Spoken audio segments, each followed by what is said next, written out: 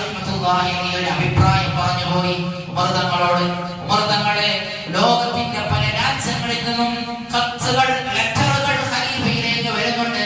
അത് ഏത് സമയത്താണ്, ഏത് ദിവസത്തിലാണ്, ഏത് വർഷത്തിലാണ് വന്നതെന്ന് തിരിച്ചറിയുന്നില്ല. അതിന് ഒരു ഡേറ്റും ഒരു വർഷങ്ങളും കൊടുക്കേണ്ടത് നമ്മുടെ ബാധ്യതയില്ലേ ഉമർ തങ്ങളെ എന്ന് പറയുമ്പോൾ ആ അഭിപ്രായം അനുസരിച്ചിട്ടാണ് മഹാനായ ഉമർ ഇബ്നുൽ ഖത്താബ് റളിയല്ലാഹു അൻഹു ഒരു ഹിജ്രി കലണ്ടറിന്റെ നിർമ്മാണത്തിന് വേണ്ടി സ്വഹാബാക്കളുടെ ഒരു കൂട്ടം ആളുകളെ നിയമിക്കുന്നത്. അപ്പോൾ ഒരുപാട് അഭിപ്രായങ്ങൾ വന്നു.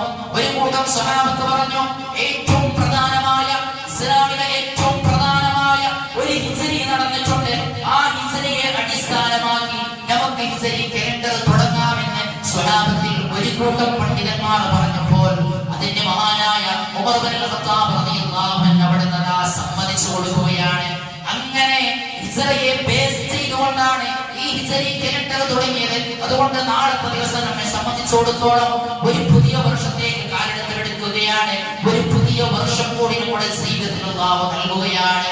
ഒരുപാട് ലോകത്തിലെ ചരിത്രങ്ങൾ നടന്ന ആശുറാഇന്റെയും താസുആഇന്റെയും 9ഉം 10ന്റെയും ദിവസങ്ങൾ ഉൾക്കൊണ്ട ഏറ്റവും പരിശുദ്ധമായ മാസമാണ് മുഹറം മാസം. അല്ലാഹുവിന്റെ ഹബീബ് 2 മാസങ്ങളെ കുറിച്ച് മാത്രമാണ് അല്ലാഹുവിലേക്ക് ചേർത്തി പറഞ്ഞിട്ടുള്ളത്. എല്ലാ മാസങ്ങളും അല്ലാഹുവിന്റെ മാസങ്ങളാണ്. എന്നാൽ ഹബീബ് പറഞ്ഞു പോയത് ഷഹ്റുല്ലാഹിൽ മുഹറം, അല്ലാഹുവിന്റെ മാസം എന്ന് അല്ലാഹുവിലേക്ക് ചേർത്തി പറഞ്ഞ മാസമാണ് ഈ മുഹറം മാസം. മറ്റൊരു മാസമാണ് റജബുൻ ഷഹ്റുല്ലാഹ്. എന്നാൽ അതിനേക്കാളും ഏറ്റവും പ്രധാനമായ ഇതിന്റെ ചരിത്രങ്ങളൊക്കെ ഇൻഷാ അല്ലാഹ് അടുത്ത വെള്ളിയാഴ്ച പറയാം. ഒരു അല്പം കാര്യങ്ങൾ മാത്രമാണ് പറയുന്നത്. അല്ലാഹുവിന്റെ മാസം എന്ന് ഹബീബ് മുഹമ്മദ് മുസ്തഫ സല്ലല്ലാഹു അലൈഹി വസല്ലം നമ്മൾ വിളിച്ച മാസമാണ് ഈ മാസം. ഈ മാസത്തിലാണ് ഏറ്റവും പ്രധാനമായ സത്യത്തെയും അസത്യത്തെയും വേർതിരിക്കുന്ന, ഹക്കിനെയും ബാത്തിലിനെയും വേർതിരിക്കുന്ന ഒരു പലായനം, ഒരു ഹിജ്റയുടെ യാത്ര നടന്നത് ഈ മാസത്തിലായിരുന്നു എന്ന് പരിശുദ്ധ റസൂൽ മുഹമ്മദ് മുസ്തഫ സല്ലല്ലാഹു അലൈഹി വസല്ലം ഒരുപാട് പാഠങ്ങൾ ഈ ഹിജ്റയുമായി സംബന്ധിച്ച് നാം പഠിക്കേണ്ടതുണ്ട്.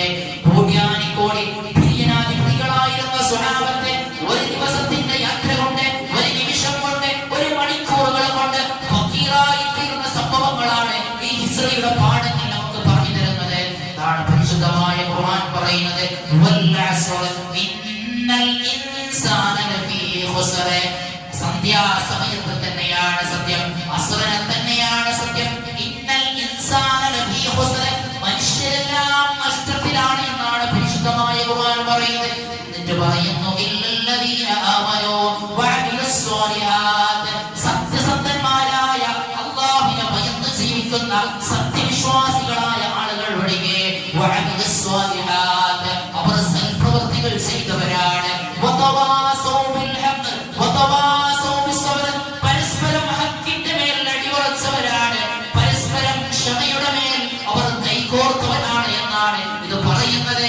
എല്ലാ കോടി സമ്പത്തുകളെയെല്ലാം, കുടുംബങ്ങളെയും സമ്പത്തുകളെയും എല്ലാം അല്ലാഹുവിന്റെ വഴിയിൽ ത്യാഗോജ്വലമായി ഒഴിവാക്കി മക്കയിൽ നിന്ന് മദീനയിലേക്ക് പലായനം ചെയ്ത സ്വഹാബത്തിന്, മുഹാജിറുകളായ മക്ക മുസ്ലിമീങ്ങളെ കുറിച്ചാണ് ഈ ആയത്ത് വ്യാഖ്യാനിച്ചു തരുന്നത് മുഅ്മിനേ.